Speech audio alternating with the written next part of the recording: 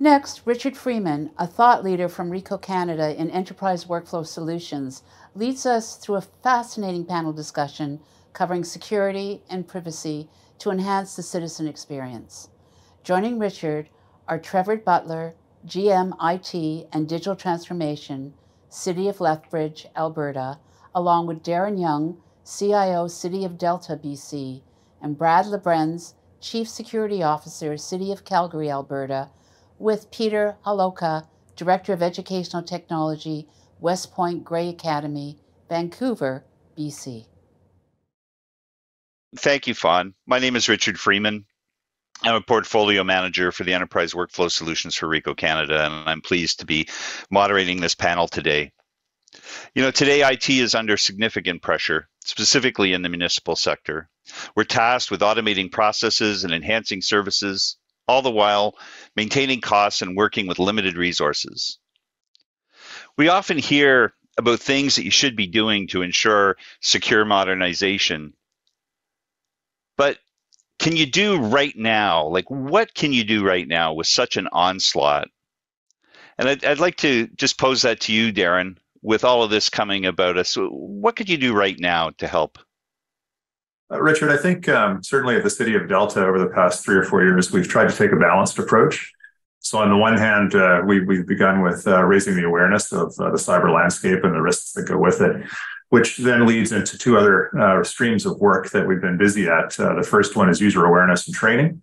So we have an annual training program that is compulsory. We also run phishing tests throughout the year, and people who are unsuccessful in the phishing tests, which can be senior managers right down to everyone in the organization, are then put through remedial training as well.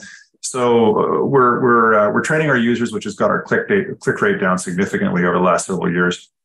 At the same time, we've introduced a number of technical controls that we have layered on, and we'll continue to work along those lines. Okay. Trevor, do you experience the same thing? Yeah, I think Darren's right on the mark there. A few things I think I'd like to add on there and to emphasize is he talked really clearly about the importance of working with those in your organization and realizing that the perimeter has changed. I also think it's important to be building your response plan for when these type of attacks come, so you're prepared to respond and really have built out your DR plan so that you're ready when these type of attacks are here and you have the ability to minimize the disruption to your organization. Thank you for that. Brad, anything to add? Yeah, no, I think it's we've got a similar strategy that Darren does. We've just recently enacted mandatory training for all staff or all connected staff of the City of Calgary. It's really important that as a first line of defense, our staff are aware. We've noticed when we run our annual cyber campaign that click rates go down. So that I know is common, across organizations, and so the more awareness we can put forward, I think the better off we are to respond to threats. Thank you very much. As we get started, so we've got the awareness now within our teams locally, and we're getting people more and more aware and advising them as to what to do. But now as we morph, how do we convince leadership to include security in these modernization investments? Darren? We had 2 cyber attacks in the last 3 or 4 years, which demonstrated the loss in productivity that can occur even when the city's only shut down for half a day or a day that it takes to recover. But we've also had our neighbors hit pretty hard by everything from ransomware to business compromise. And when your city manager at the next municipality goes through this, he shares it with his, and it percolates from the top down. So we've kind of we've done our best to work it from the bottom up, and our others have helped educate our council as well. That's great. And Brad, going to council for more money is never an easy task. How do you do that in Calgary? Funny you ask, because that's what we're doing this week. So it's budget week here in Calgary, and so I think when we go for budget reasons to council, we start out from that frame of mind and of awareness. The other thing we do is we make sure that our council, our leaders, our other business units, and this is kind of to Trevor's point earlier, that they must understand their own risk. And so we make sure that business owners understand what that risk is and what's there to mitigate it, and ultimately allow business owners to make risk decisions on their own. And I think that is very key in having them be a collaborative partner. When dealing with the limited budget, the manpower, the expertise, and the time constraints that we have, how can we actually build a framework that balances the business enablement with protecting the organization and constituents? And Brad, you want to just continue with that on that thought? Yeah, again, I think it's a collaborative relationship with your business partners, because as they make decisions on how and where to spend their allocated budget, they obviously have a role to play in understanding the risk. So if we're good partners, we're going to be very good at helping them understand what that risk is, and then allowing them to make good decisions. And I don't think we present risk as all or nothing. We often will present different levels of risk and different levels of mitigation to approach it, and then allow the business owners to make decisions based on their budgets. And so having that collaborative relationship is really key. Interesting. And Trevor, how do you find getting that framework built within the organization? Yeah, thanks, Richard. I very much agree with Brad that collaborative relationship is absolutely key. It's not one entity, but I also feel that we keep using the word risk. Risk management is a very important concept inside of here, and it's a slider, right? On one end, we can operate very quickly with speed. On the other end, we can operate being secure. And it's not one end or the other. It's where as an organization is in the middle. It's understanding the impact of what might be going on and making that informed decision. Very good. And Darren, in BC, you've got a framework that you kind of look at provincially as well as municipally, correct? There are resources provided by the CIO's office from the province that are available to all local governments. Yeah. Mm. And do you implement that as is, or do you have different balances that you have to make for your municipality? I think in general, we're aligned with that and where NIST wants us to travel. There are some customizations that reflect the conditions on the ground here for a city our size as well. We're a little bit smaller than Calgary. We're about 110,000. And just to echo what Brad and Trevor have been talking about as well with respect to risk, when you have limited resources, that's the first thing you want to do is find out where your greatest risk is and apply those resources where it makes sense. We still have our weakest endpoints, and somehow we consider that the users, the end users, as that common weakness in an organization's security posture. And how can you successfully empower them to make more smart security decisions? Once you've made them aware, now how do we empower them? And I'd like to start with you, Trevor. I think we have to be careful in how we go down this road. When we launch training and phishing campaigns, those can be executed on I'm looking to catch you. And I think it's really important to have that positive relationship in being able to educate, to work together as a team that I know some others have spoken briefly about, so that we recognize we're all on this journey together, versus the world, which is very easy to get into, which is more of a punitive approach, which is you did something wrong and I caught you in it. That's not the world that I think empowerment lives in. Thank you. Darren, can you further that? I'm just laughing because it is so important to keep things positive within your user community, and naming and shaming certainly isn't part of that. Just a further point on that, the two cyber attacks that we had, the ransomware situations, were reported to our service desk by the people who started them. So they felt confident that they were being part of the team and wouldn't be ostracized for having created the incident. Now, we're bringing in a new level of thinking here. Peter, in your work, how have you found that, and how do you look at that from that perspective? So in terms of awareness, the pandemic was a problem in a lot of ways, but it did result in the upskilling of the entire workforce. And so I think as IT leaders, we have to design solutions that are kind of hitting the average user. And what that means as an average user is kind of different now than it was, let's say, 3 years ago. And so you can expect a level of sophistication. And I think that includes both function use of the technologies, but also an awareness of the security. Are there any security measures that you can put in place right away to maximize protection? Start with you, Peter. When you look at immediate safeguards that you could put in place. So in BC, we were really constrained, especially if you're a public sector entity, to use use tools and data that resided in your province. That's like trying to buy cars that are only have the parts in your province. Now, that's really constraining. So what the pandemic meant was that you had the ability to use tools outside your jurisdiction. That was just a recognition that Zoom and other tools that were required to sort of band-aid solution and continue work at the time of the pandemic were necessary, but that people realized that, wait a second, it's fairly safe. And I think the opening up of the toolbox was really a valuable evolution. Okay, thank you. And Darren, when looking at those kind of quick things that you could put in place to maximize protection, and given that you're in BC and under the cloud rules that you have there, do you have any good advice for the audience?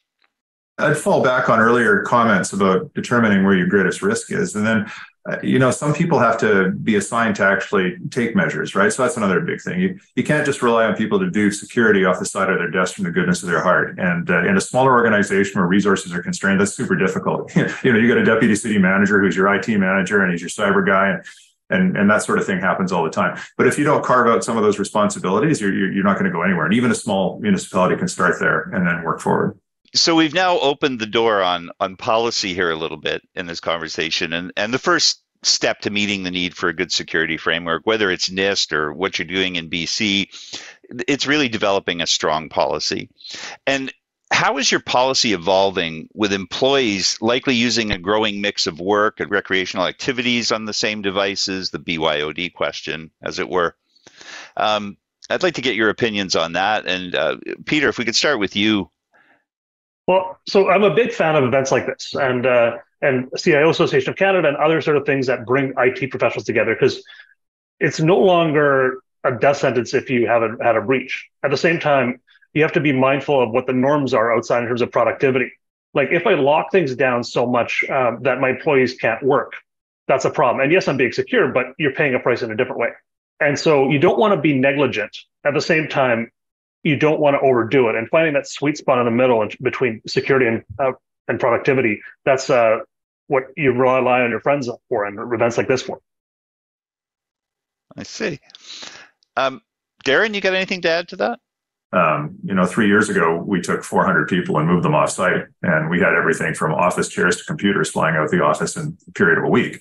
With respect to equipment going out the door, we've kind of taken a multi-tiered approach for access to our resources, but anything on a city piece of equipment that leaves now is subject to our new security protocols, which you basically have to be connected to the city and all of our security services before you can browse or work or do anything. And yeah, you know what? To Brad's earlier point, it reflects the requirement for culture change. And with change management, people understand they're not always happy that they can't take their laptop home anymore and do their kids' scheduling for their hockey team on it.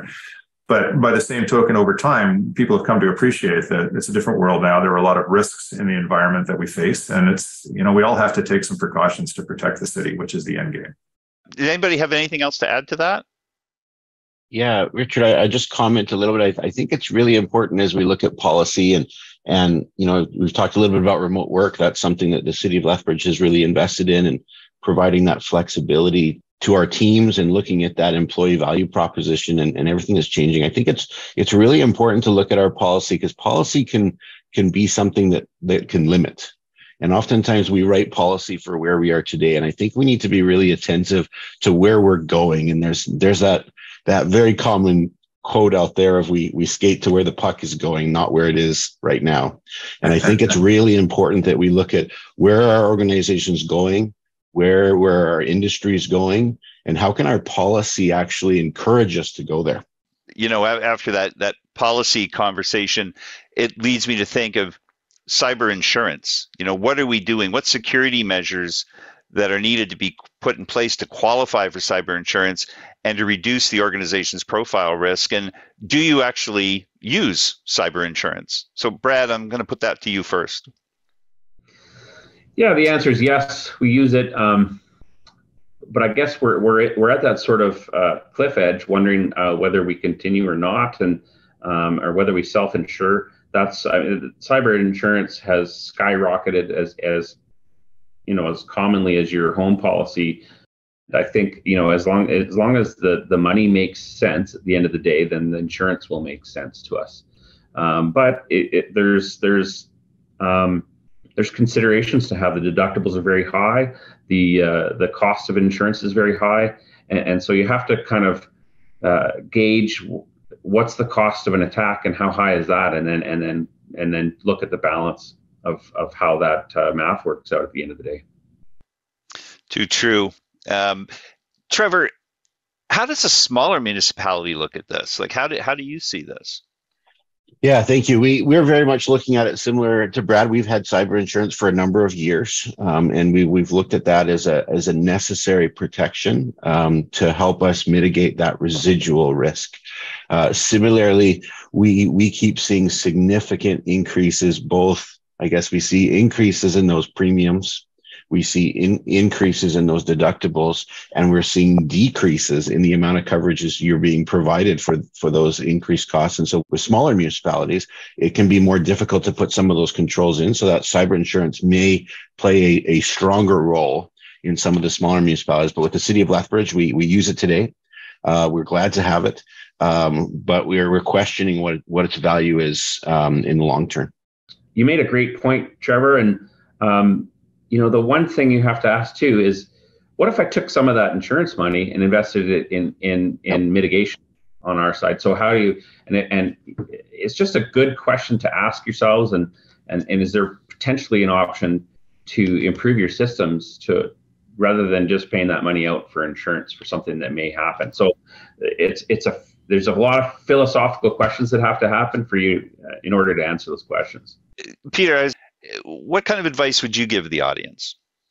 I'm with Brad, and I wonder if you redirect those funds and self-insure, and let's face it, we're using SaaS products anyway, most of us, if we can. And so if it's going to be an incident with a Google or Microsoft, you're a sympathetic victim of a global event. And that cyber insurance money, I would rather direct it elsewhere. Excellent. Thank you. So as we move forward, are there any security solutions that you can share that have been maybe more effective for you in function and use? And Brad, with the City of Calgary? Yeah, maybe not a solution per se, but maybe more of a process. So we have a risk acceptance form that is passed on that clearly lays out what that risk is and how to mitigate it, and then a timeline to revisit and a timeline to go back and take another look and make sure that the controls that were recommended, if there's time needed to put those controls in place, then we revisit to make sure it's not missed. Interesting. Trevor, you have anything to add to that? Yeah, I think one of the pieces that was really influential in our journey was starting with an assessment to know where we were, and now it's set up as almost a standard that we're using as a baseline to show the improvements and the benefit for the investment that we're making, which has been pretty pivotal to our security program. Excellent. And Peter, a final thought? I'm all about talking to your friends. And the same way we talked about, the questionable value of cyber insurance, in terms of communicating to our community, we rolled out MFA for the last of our staff. And there was a bit of pushback, but you are able to communicate saying, look, this is the norm is out there. And so if you want to implement cybersecurity measures that sometimes make it a little bit more convenient for people, it's really helpful when you've talked to a whole bunch of your peers and you can say, look, this company does it, this company does it. Like, we can't be an outlier in this. That's excellent. Thank you very much. If I could summarize kind of what we've talked about today and what we've learned is, if we had some key takeaways in this, I think it's really how to earn that stakeholder buy-in, and thank you for that and your counsel in that regard. How to look at your security framework, how we need to really educate our users and improve awareness across the organization as far and as broad a reach as we can, how to implement some immediate safeguards through process and policy. And I really want to thank you all for your time, your consideration, and your candor, and providing this advice to everybody. Thank you very much.